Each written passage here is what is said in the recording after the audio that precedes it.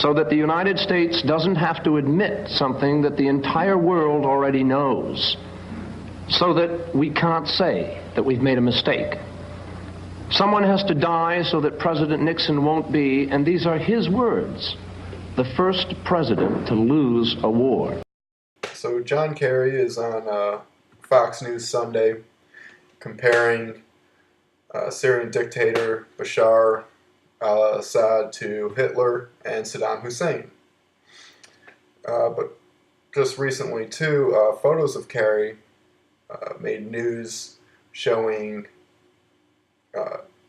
John Kerry and his wife having a nice intimate dinner with Assad and his wife.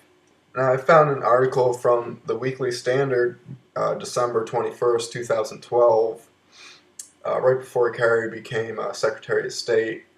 And the article goes on to quote Kerry saying, quote, "Well, I personally believe that, this is my belief, okay? But President Assad has been very generous with me in the terms of the discussions we have had." End quote.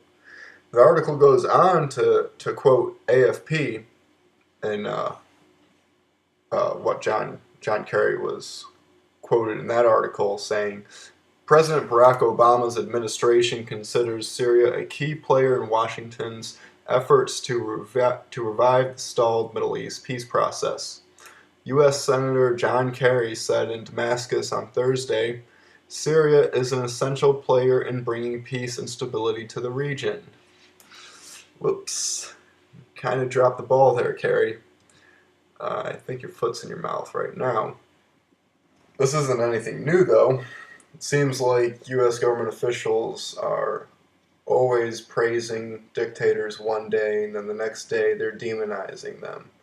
Like Ronald Reagan meeting with freedom fighters. We have with us 6 from the Afghanistan freedom fighters. There's a man here whose wife was killed in front of their 2 children. Which later became Al-Qaeda. And then you have, Richard Nixon meeting with Mao Zedong. And then John McCain poses with alleged terrorists in Syria. Or, Donald Rumsfeld shaking Saddam Hussein's hand. Or even Obama shakes hands with Gaddafi when they meet. So why is this? Why do we always end up with our foot in our mouth?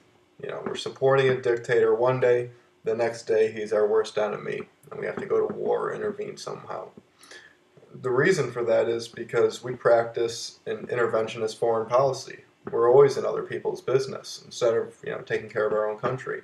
And the second reason is we still practice something today that I think goes hand in hand with an interventionist foreign policy, which is realpolitik, which is politics based on practical and materialistic factors rather than on theoretical or ethical or moral objections.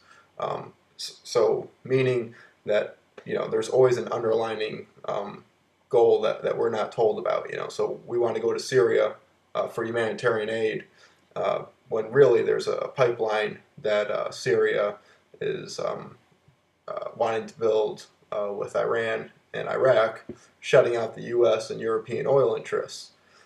So that sounds more likely than what we're doing right now. There's a handful of dictators to pick from to go invade over there.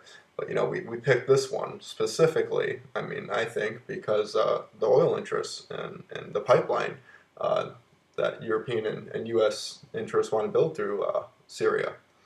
And that's the downfall of our foreign policy. It's based off materialistic things, government and corporations getting together and figuring out how they can make money or political control through something.